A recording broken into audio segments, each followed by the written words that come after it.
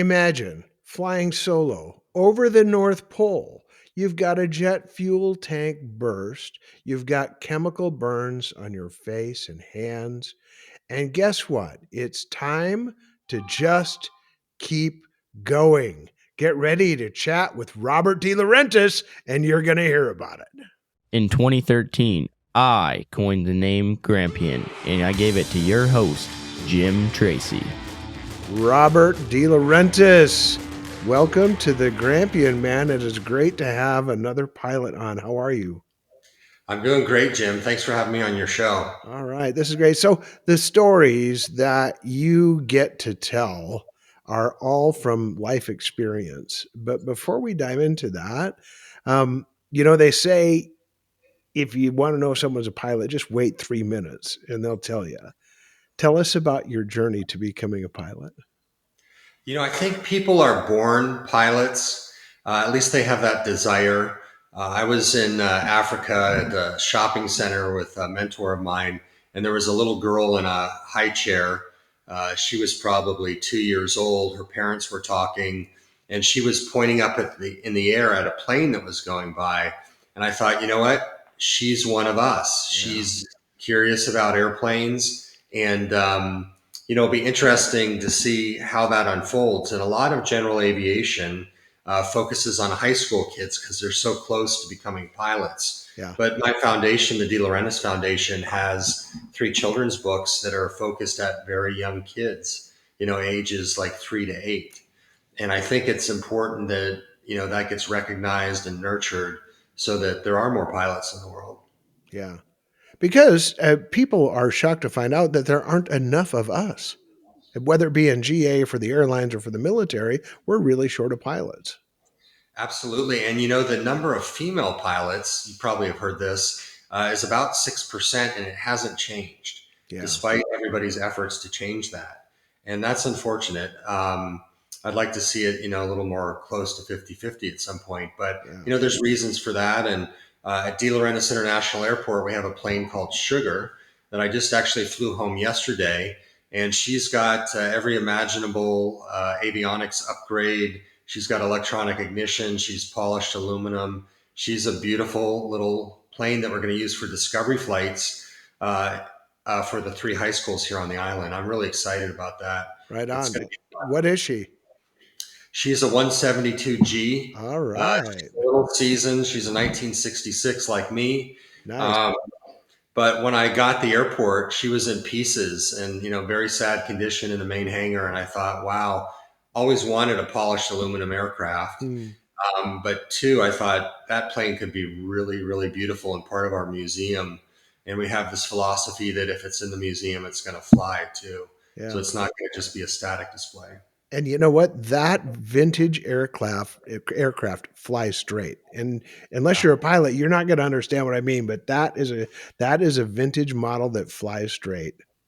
It's funny. I was flying her home yesterday from the avionics shop, and I've certainly flown a lot higher and a lot faster with more gear.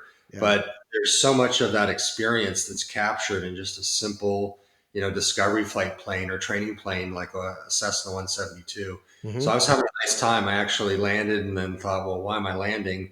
I better go up and fly some more. Yeah. So yeah, what a privilege, right?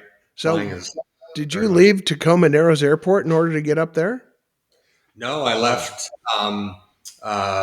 it's Skagit. Oh, okay. KBVS. Gotcha.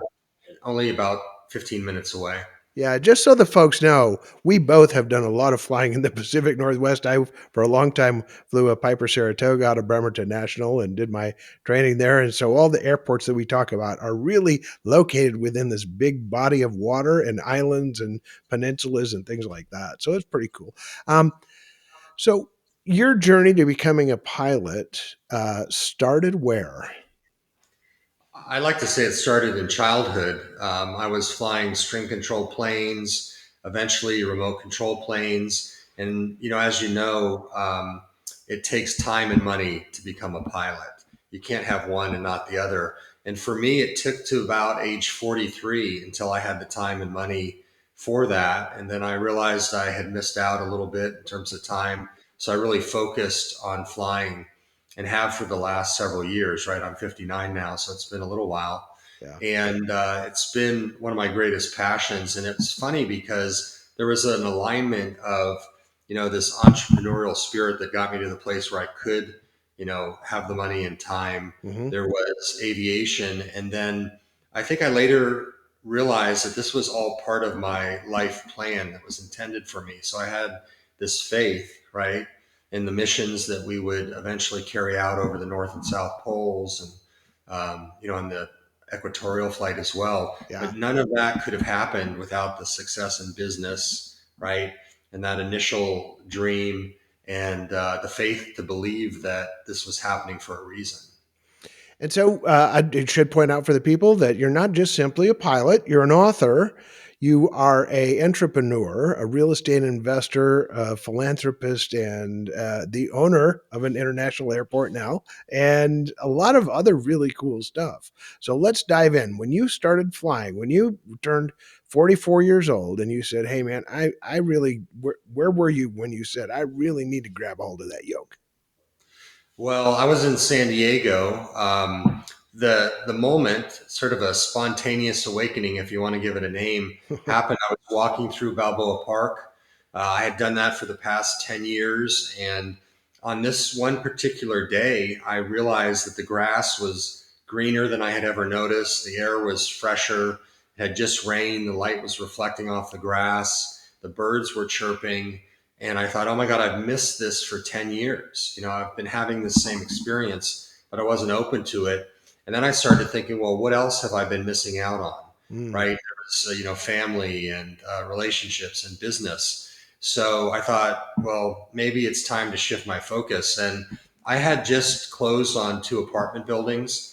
I was buying them two at a time at that point, hmm. and I wasn't getting the big charge that I used to. Like when you have a good business deal, you get a pump and you feel good for a couple days. I was just kind of flat. So I thought, well, maybe now it's time to focus on that inner journey. And I ended up getting a degree in spiritual psychology with an emphasis in consciousness, health, and healing. But maybe more importantly, I made this deal with the universe. I said, I have three major problems happening in my life. One of them was I had an apartment building that had burned, I had a house that would Mm, not sell, and I had vacancies. And I said, if you take care of these three major problems, I'll take a couple of years off. I'll focus on aviation and spirituality and giving back. And I'll lecture, I'll write books, I'll do whatever I'm called to do. hmm. And within 2 weeks, Jim, I had an all cash offer on the house. The vacancies went to zero, and I had a check from the insurance company. And then, if that wasn't clear enough, I got a tax refund check. My dad had agreed to help with some of my graduate school. And then a guy had lent some money who had passed away. His family paid me back within the next 2 weeks. So I thought, well, that's crystal clear, right? Hmm. Uh, Now it's time for me to honor my side of the bargain. And that was in 2013. And then I just kept going with it. I never went back. I just kept focusing on aviation and spirituality and business. And it's produced so many wonderful things, right, through the De Laurentiis Foundation. Yeah. So you have flown a lot, and tell us about. I'm going to try and get the name right. Citizen of the World, your Right. airplane. What is it? The citizen of the world was, because I had to force land it out at Phelps Field about a year ago, but it Okay. was a Turbine Commander 900, Hmm. uh, twin turboprop, so jet engines turning propellers, with a 6 hour range that we modified to over 19 hours. Wow. And I Pressurized. pressurized, 35,000 feet, Uh huh. uh, about 390 miles an hour. Yeah. Uh, Beautiful plane, 1983. And it was an amazing aircraft. It flew over the North and South Poles. It carried experiments for NASA, Scripps Institution of Oceanography, biofuels, set lots of world records, Yeah. lots of world records, and took Very me cool. to my limits as well. Yeah. So, what inspired you to? So, when we talk about circumnavigating the globe, a lot of times we think about running the equator, but this is the opposite of that. For Yeah, starters, north to south, because the climate is a little bit different and your landing spots get a little sparser, et cetera, et cetera. right. Yeah, in 2015, I did the equator, which was the easier. I hate to Hmm. use the word easy because that was not easy. I had an engine out over the Strait of Malacca at 14,000 feet and dead Hmm. into an international airport. That's the topic of the book Zen Pilot, Flight of Passion, The Journey Within. But, That'll after that get was, your attention, won't it? yeah, I was so thankful I was by myself and nobody else, Yeah. was at risk. Yeah, that's a moment you don't forget. Yeah. But after that was completed, after the book and audiobook were out, I had done over 100 interviews on that. And I thought, well, what's next? And people were asking me, what's next? And I thought, God, isn't that enough? But my dad sent me an article about the fact that, the North and South Poles were places where people had never, um, where peace had always existed. And I thought, Uh-huh. well, maybe there's a way to connect these two and everybody in between. Uh-huh. And, when I started to look into it, what I came to realize is it would be about 3 times harder, 3 times more expensive, and 3 times riskier to do, the circumnavigation like that compared to Hmm. this. Sure. And, and then I had this very, very clear sense that I was meant to do that. And I knew it was going to be hard, right? And we postponed the trip 3 different times. It ended up taking 3 times as long to prepare. So the Hmm. first one I had done, full time job for 6 months. This took 18 months, Wow. and I ended up bleeding my business dry financially to make it happen. I had 95 sponsors helping as well. So this was a big, big deal. We had a Yeah. board. Um, yeah, and then modifying an old plane that's designed to fly for 6 hours and taking it 18.1, that's unheard of, right? Like Yeah. ferry permit will get you extra tanks and maybe double the range, but not beyond triple. So, yeah, scary thing, making a lot of promises to sponsors and people when I wasn't 100% sure I could do it. And of course, there were the people that were saying you can't do it. Yeah. That's ridiculous. You're going to get killed. One of them was my dad. Uh, His idea, so blame dad. yeah. Well, hold on. Didn't you send me the article and now we have a problem, Yeah. So it was fine until I got close to departure. And then I was starting to have panic attacks. Mm. I was losing hair. I was bleeding internally. It was just a physical challenge as I got closer because I thought, now I have to deliver. Hmm. And some people said, well, what's the option if you don't do it? And I was like, well, total public humiliation, one. Can't show my face. That's I, enough right there, man. yeah, you're going. You're going, right? So, yeah, it became terrifying. And it Yeah. was funny because one of my friends said it was a sponsor funded vacation.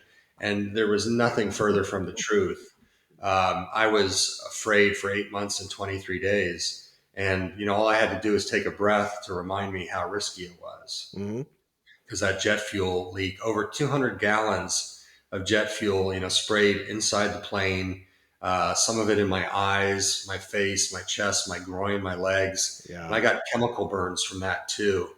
So it was funny because I remember when it happened. I was in Dakar, Senegal. I had a line guy that looked like he had his act together. I thought I'm going to fuel tonight rather than tomorrow morning, and when we're fueling the tank, I could hear it creaking.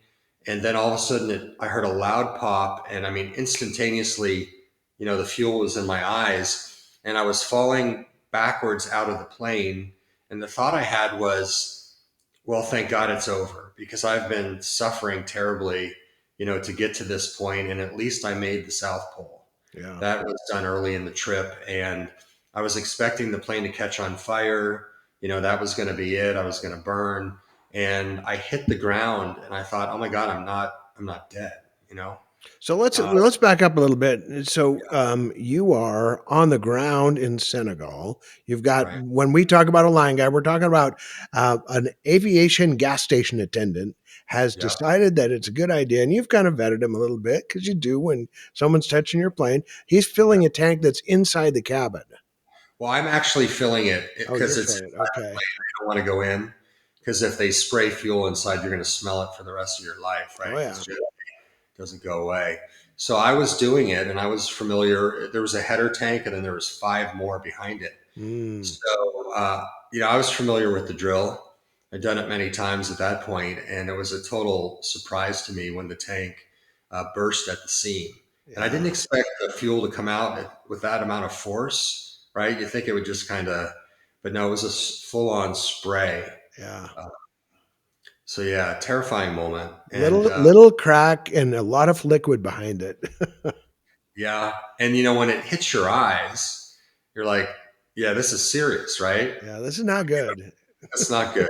And I remember, yelling for water, and I threw the water into my eyes to clean my eyes out. And then there was a unique moment, Jim, because I made the decision to jump back into the plane to try and save it. Hmm. And that's the point where you realize the mission is bigger than you, Mm. right? So I had a survival knife. I cut the drain line on the tank, and I had grabbed some plastic, and I was trying to deflect the fuel out of the plane rather than letting more of it dump. And yeah, in the movie, and I think in the book too, we have some pictures. There was a massive amount of fuel. Um, Crazy. and the funny thing was, when it finally slowed down, my handler, the guy that was going to get me to a car and eventually get me to a hotel, was like, it's getting late. I have a family. I got to go. So I closed the door on the plane with all that fuel just inside, and I walked away and took my clothes off, threw them in the garbage can, had some more, put them on, and when I got in the taxi driver asked me if I could roll the window down because it smelled so bad. Yeah. Yeah. So yeah, So and for then those of you who don't know, jet fuel is basically kerosene. So he's been dunked in kerosene. He took his clothes off and he jumped in a taxi. And the guy said, "Oh, that's not cool. Roll down your window." yeah, that was the cologne called Jeté, which is just the Jet A, right? Jete. I love it. I Yeah. love it. Yeah. So now you're headed. You've had this incredibly unfortunate experience. You're headed to a hotel. How do you process that? How do you process the hey? I'm going to finish. I'm even going to go back to the airport. Much less. Yeah, that's a great question. You could certainly, start judging and pity yourself and your situation and oh, poor me. And I made a decision that I was going to skip that. I could process that later. And I ended up showering twice, made it to the buffet line before they closed, got a pina colada, and decided that I was going to continue. And I actually slept well that night. Wow, I thought that's I'd awesome. worse shape the next morning, but I wasn't. And the promises I made to the sponsors, the science. We were collecting plastic microfibers in the air, and we found there was more over the poles than along the equator. Mm, And all the population is around the equator, so it's like finding plastic islands in the air over the poles. That's, mm, I think, in my opinion, bigger than when they found the plastic in the oceans yeah, because we're breathing this stuff. yeah. And I think at some point that will get a Nobel Prize. That scientific experiment will.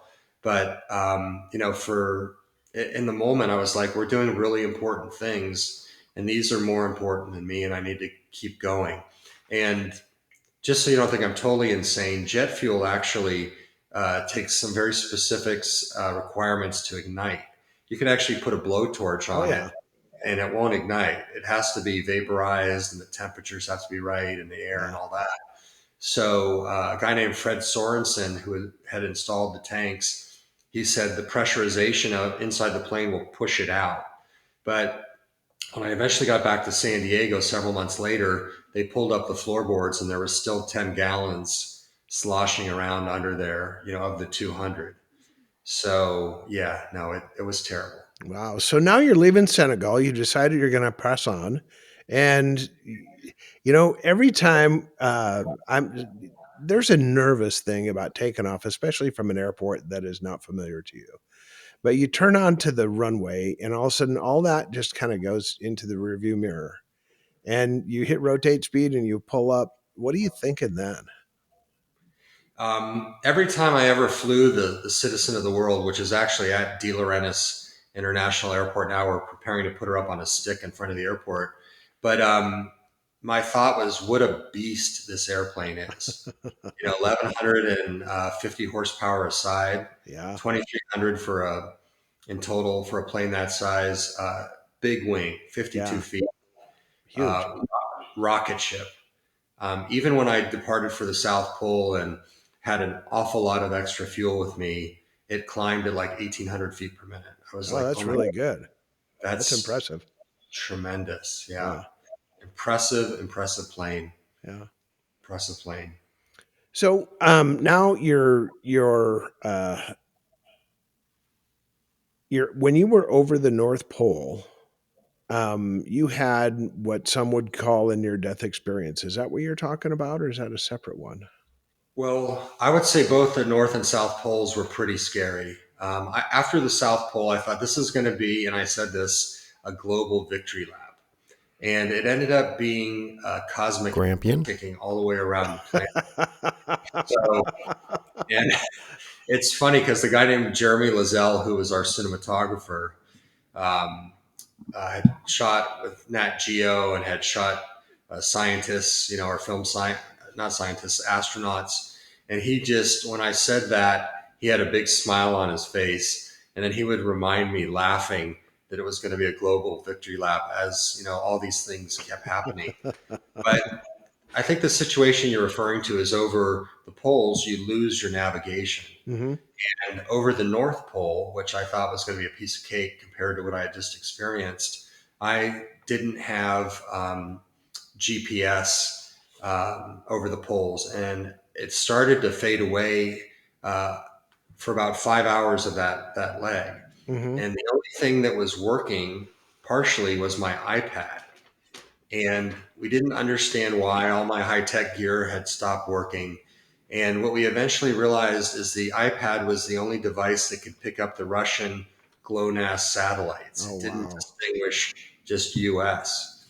So occasionally, though, it would show me going in the opposite direction, right?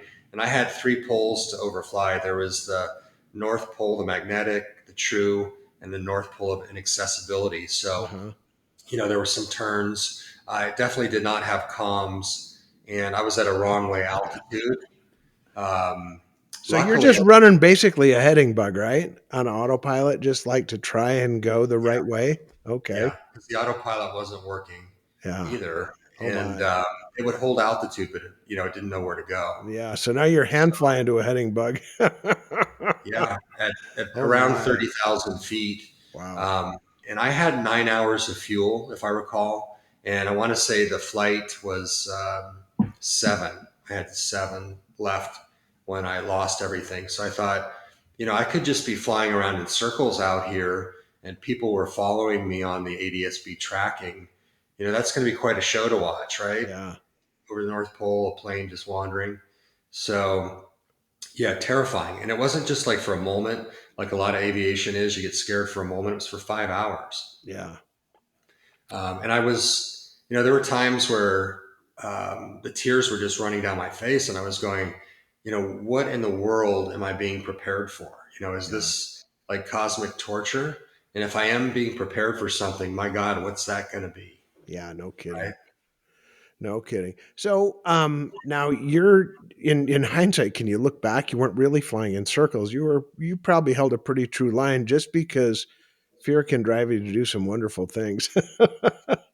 Well, we have that track because one of our experiments was this ADSB out tracking. Yeah. And there's a section where I'm just, weaving, basically trying to get control of the plane, trying to figure out what's working. And eventually it would straighten out. But yeah, Yeah. um, there's some uncertainty in the air. It wasn't like I was doing circles, Yeah. but it was definitely not a straight line. Yeah. And you're not supposed to hand fly at those altitudes, the RBSM Yeah. altitude. No kidding. Yeah. So anyway, Robert, you've done this weaving over the North Pole, and where are you headed from there? I was headed to Fairbanks, Alaska. Actually, I was supposed to go to Dead Horse, Alaska, Uh huh. and the Custom and Border Protection guy said, "Well, we don't have an agent there. You can't go there." And I said, "Well, look, I'm flying over the North Atlantic. Fuel's an issue, and I may not have the range." And he goes, "Well, if you would have planned it better, maybe you would." And I thought, "Oh my God." And he goes, "If you land in Dead Horse, I'm going to have you arrested and I'm going to impound your plane." And that's I'm where from we the left. FAA, and I'm here to help. Yeah. And, I'm like, this is the night before, and I'm like trying to work all this out, notifying them that I'm coming in like you're supposed to, and, filing the EAPIS and all of these documents that you have to Yeah. file. And I hung up the phone just totally defeated. And the guy called me back and said, "Well, I'm going to grant you an exception. Um, you can go to Fairbanks, but you have to call immediately when you land." And it turns out the Dead Horse was socked in, and Fairbanks was severe clear. And I was like, "Do I really want to do an instrument approach, into Dead Horse when I'm this tired and this stressed?" Yeah. No. And I had a really nice tailwind too, so Yeah. excuse me, fuel was not an issue. But I was greatly relieved when I landed, and then Custom and Border Protection comes out with their dog and their Blue radiation skies detector. and tailwinds, man. Blue skies and tailwinds. Yeah, and they're like, "Hey, where are you in from?" And I go, "Sweden." And they're like, "What? And this?" So Yeah, yes, that sir. was a tremendous relief to That's get in awesome. there. Yeah. So, where did the name? I get where it originated. Peace Pilot, because there's peace at the North Pole, peace at the South Pole. How did that? How did that convey into the mission? How was that received around the world? I think it was well received. On my equatorial flight, I was the Zen Pilot, and that was the name of the book. And I was doing an interview with a San Diego station, and I was telling it about how it was a flight for peace around the world, to connect people, to show the similarities. And he goes, "Oh, you're like the peace pilot." And then it was like he hit it. Yeah. That made more sense. And from that point on, it was peace pilot. And I said, "Well, I evolved from the Zen pilot to the peace pilot." But yeah, and it was a funny story because I had an instructor in my spiritual psychology studies, and when I was doing the first trip, I said, I need to tie this to something bigger than just a privileged white male going on a flight. Hmm. And he said, "Well, why don't you do it for world peace?" And I laughed because I thought that's ridiculously big, and he laughed probably because I was looking so awkward or something. And on that first trip, the mission was not world peace. But by the second one, I thought, you know what, we're pretty good and we're ready to take on something bigger. We had good success. Yeah. And I suspect, we're going to do well with this trip. Sure. Uh, so yeah, it evolved, and really it was about connecting people. We interviewed, I don't know, 20, 30 people about what does it mean to be a citizen of the world, and how do you find peace in your world. Mm. And it was funny because this guy in Brazil, I asked him that, and he said, "Well, I can't find peace in the world until I can find peace in myself." Yeah. And then that was another aha moment because he was right. And I'm like, how in the world am I going to find peace in myself when all this chaos is happening, equipment failures, routing issues and frustration. And, but it was funny because then COVID hit, which was like another kick, right, in the gut. And I ended up in a place on top of a mountaintop in Sitges, Spain, and it was advertised as the Zen Villa. And I remember looking through the newspaper going, "Oh, Zen Pilot, Zen Villa, this must be my spot." And I stayed there for several weeks, almost a month, I think, getting ready for the North Pole crossing. Mm, So, but in that time, I felt like I found my inner peace, and then I could actually go out into the world and look for it, in other people and places as well. yeah. Very synchronistic, right? It is. I find my own peace through the Prince of Peace, and that's a different story. But I'm certain that God has ushered you through these disasters or near disasters for a reason, and especially with a mission of peace, because it becomes, like you said, bigger than you. When was the time where you were like, "Boom, this is so much bigger than I am"? Well, it was funny because I kept having these moments where I thought I was extremely lucky. Hmm. Like I should have died there. Or that went better than I thought, and I'm still progressing. And I came up with something that made sense to me, which is, you can get lucky once. If it happens a second time, you're really lucky. If it happens three times, you're really, really lucky. And if it happens more than that, you need a better explanation. Yeah, And that explanation for me was, well, I'm on a mission and this is meant to be. And, the gods are with me on this. yeah. So yeah, there was a lot of people pulling, Mm. for me, and I I I knew I was going to get it done. I just didn't know how painful and difficult it would be, and that's when I was, thinking, God, I'm suffering terribly on this trip. And it wasn't until a year after I got back, a friend of mine, a lady named Delphine Channels, a very spiritual woman, said, Robert, don't you realize that all living things suffer? And you were having this same experience so that you could connect with all living things. And then it was like the light bulb went on. And that's a big concept in Buddhism, too, suffering. Mm. So, yeah, I was suffering with the worst of them, unfortunately. But, Well, you and in know, Christianity, the purpose of suffering is so that we can comfort one another. Because if we yeah, don't understand it, there's no way that we can scratch that itch or say, "Hey, this happened to me, and here's how I got through it." yeah. Yeah. Absolutely. And, I think you also can't experience the high highs unless you know the deepest lows, right? Mm. And we want to keep riding the high, but that's just not possible because Yeah. life throws us these incredible challenges. And, I had sat down and planned this trip out pretty well. And I thought I had anticipated everything, that could possibly go wrong and had a plan for it. And then COVID hit. And I was like, that was the unexpected. We didn't Yeah. expect that. I think So, Mike Tyson said it best. Everybody has a perfect fight plan until they yes. get hit in the mouth, hit in the face, or something like that, isn't it? Yeah. Punched in Yeah. the face, I think is Punched the in the face, yeah. Or every battle plan is perfect until the first bullet flies, yeah. yeah. So Yeah. Very true. as a pilot, you have watched, and we do. I mean, we pre-plan, then we plan, then we pre-flight, then we do a run up, then we do. I mean, we're checking the checks.